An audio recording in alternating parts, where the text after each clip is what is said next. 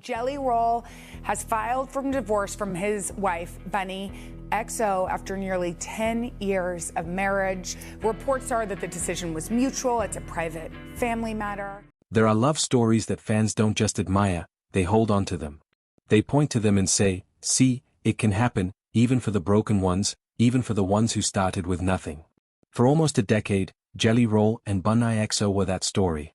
A van-dwelling rapper from Nashville and a working girl from Las Vegas, two people the world insisted didn't belong together, building a life so loud and so public that millions of strangers felt like they had a stake in it. So when the news broke in the middle of June 2026 that the marriage was already legally over, it didn't just surprise people. It rearranged something.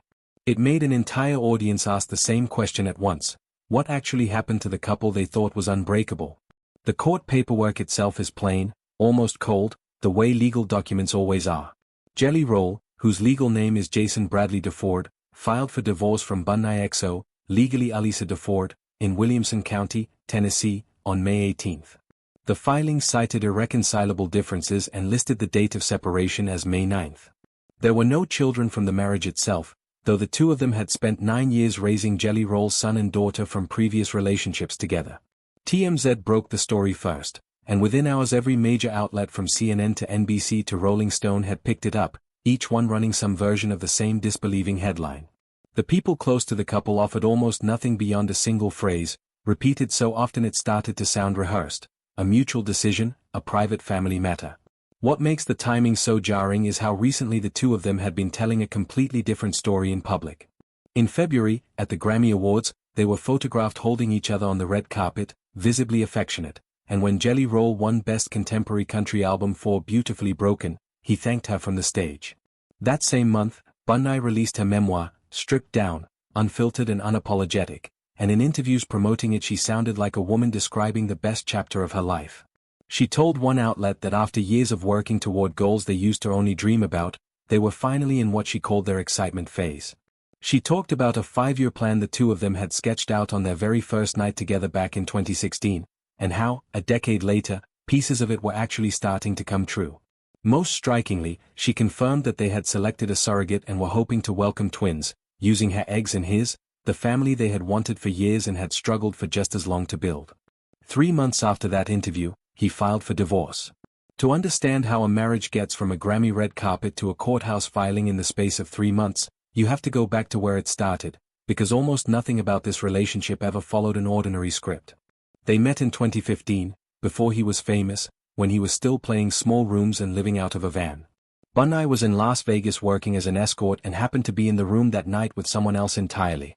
By his own account, given years later, nothing about the two of them made sense on paper. He's joked publicly that she wasn't his type, that he was nowhere near hers, that an outside observer would never have paired them. But a friendship formed first, slow and unglamorous, built on phone calls where he'd ask her advice about raising his daughter and she'd actually sit with him through it. That friendship became something neither of them could keep pretending wasn't happening, and in August 2016, the two of them got married in a Las Vegas chapel, broke and unbothered by it, betting everything on each other with almost nothing in their pockets. The early years were not gentle. Just days before the wedding, Jelly Roll had welcomed a son with another woman, and Bunnie walked directly into that complicated, difficult situation rather than away from it, eventually helping him fight for custody of his daughter, whose mother was struggling with addiction at the time. She got sober for the sake of those kids. She helped build a household out of almost nothing, on a tight budget, while he tried to turn music into something more than a side hustle. It is, by any measure, an enormous amount of weight for a brand new marriage to carry, and only 2 years in, it nearly collapsed under it. In 2018, Bunnie learned that her husband had been unfaithful.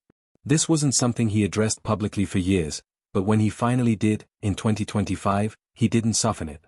On a podcast appearance, he said plainly that having an affair on his wife was one of the worst moments of his entire adult life, and that even while it was happening, he knew he was still in love with her. He didn't blame the people around him by name, but he did describe being surrounded at the time by people whose own lives were chaotic, people cheating, people using drugs, and admitted that he had let himself become a reflection of that environment instead of standing apart from it. Bunnie, for her part, has said she was devastated, that she genuinely believed he was different, and that in the aftermath she found herself asking a harder question about her own patterns rather than only being angry at him. She moved back to Las Vegas. By any reasonable measure, the marriage was over. It didn't stay over. The two of them eventually found their way back to each other, though Bunnie has been honest that trust doesn't return on command just because two people want it to. She said it took years before she fully believed he loved her again, years before she stopped feeling disposable, like someone who could simply be replaced. In a 2024 video, she referred back to that period directly, noting that the two of them had broken up in 2018, that she'd moved back to Vegas, and that he had come to get her back, and that everything that followed, all the growth, all the milestones, had been built on top of that reconciliation. In February of this year, talking about the same chapter, she reframed it in stronger terms still, saying that as wrong as the affair was, she was almost grateful it happened, because it forced both of them to learn what it actually means to choose another person, not just on the easy days, but especially on the days you don't feel like it. While they were repairing the relationship privately, both of their public lives were transforming at a pace almost nobody could have predicted.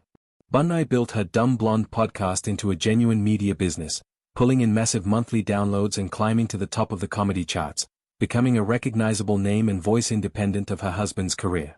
Jelly Roll, meanwhile, went from playing rooms of 20 people to selling out arenas, racking up chart-topping singles and major award wins, eventually losing close to 300 pounds along the way and crediting her, repeatedly and publicly, with helping save his life. In 2023, the two of them went back to the same Las Vegas chapel where they first married and renewed their vows, with Bunnie calling herself the luckiest woman alive that night. It looked, from the outside, like a complete redemption arc, for him, for them, for the relationship itself. But success on that scale puts its own kind of pressure on a marriage, especially one that had already survived a near collapse.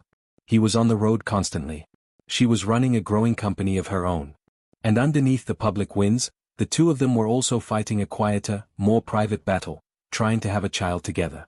Bunnie has spoken about blocked tubes, about losses, about being pushed into medically induced menopause after a severe reaction to fertility treatment. In 2024, the two of them went public about pursuing IVF, saying on social media that something had shifted and that they wanted, for the first time, to bring a child that was unmistakably theirs into the family alongside the two kids they were already raising. By her February memoir, that journey had reached its most hopeful point yet, a surrogate selected, twins hoped for, the dream they'd whispered about on their very first night together finally within reach. And then, within months, it ended in a courtroom filing instead of a delivery room. Bunnie has offered some of the most direct insight into why, even if neither of them has pointed to one single, clean cause. In a February interview, before the divorce was public, she talked candidly about self-worth being at the center of a lot of their struggles, his and hers both. She said he had carried real doubt that any woman could love him for who he actually was rather than trying to change him, and that she, in turn, had brought significant baggage of her own into the relationship from the start. She described coming out of an abusive relationship before meeting him, and watching her own father cheat when she was a child, which left her skeptical of traditional marriage long before she ever stood in a chapel herself. She's also been open, more than once, about the fact that she and Jelly Roll never modeled their relationship on conventional rules in the first place. She's described their bond as something closer to free than open, shaped by two people, a former escort and a former street hustler, as she's put it, who simply didn't come to love each other the way people raised inside more traditional households do. 4 years, she framed that difference as the secret to their survival. It's possible, in the end, that it became something harder to sustain instead. There were warning signs in the weeks before the news broke, though almost none of them were obvious in the moment. In early June, Jelly Roll performed at one of the largest country festivals of the year, and people in the crowd later noticed he wasn't wearing his wedding ring. Around the same time, Bunnie continued posting as she always had, confident, glowing, seemingly unshaken, which fans who follow her closely have noted is exactly how she tends to carry herself in private pain rather than public collapse. Reports also indicate the couple brought in a well-regarded Nashville divorce attorney well before any of this became public, suggesting the decision wasn't sudden, but something carried quietly for a stretch of time before either of them said a word. In the days since the filing became public, both of them have started speaking, carefully, in their own ways. Jelly Roll has thrown himself back into touring through the summer. Bunnie has been open on her own podcast, telling listeners that she and Jelly Roll are ending the marriage on the best possible terms they can manage, and confirming, notably, that despite the divorce, their plans for the surrogate pregnancy are still moving forward, that they are, in her words, still having a baby together. His 18-year-old daughter, Bailey, addressed the public fascination with the split directly on social media, writing that she found it unsettling how invested strangers had become in what she called a clearly private family matter. So if there is an answer to why, at 41, with a Grammy win behind him and twins on the way, Jelly Roll chose to end his marriage to the woman he is credited with saving his life, it isn't a single confession delivered in one dramatic interview. It's scattered across years of things both of them have already said out loud, about an affair he never fully forgave himself for, about self-worth neither of them had fully built before they met each other, about a version of marriage they always knew didn't look like anyone else's, and about two people whose lives, for all their love, eventually grew so large and so separate that staying married may have stopped meaning the same thing it once did. They are still raising children together. They are, by their own account, still becoming parents together. What they are no longer doing is being married, and for two people who built their entire story on defying what was supposed to make sense, maybe that, too, is simply them choosing the ending that was honest instead of the one that looked good from the outside.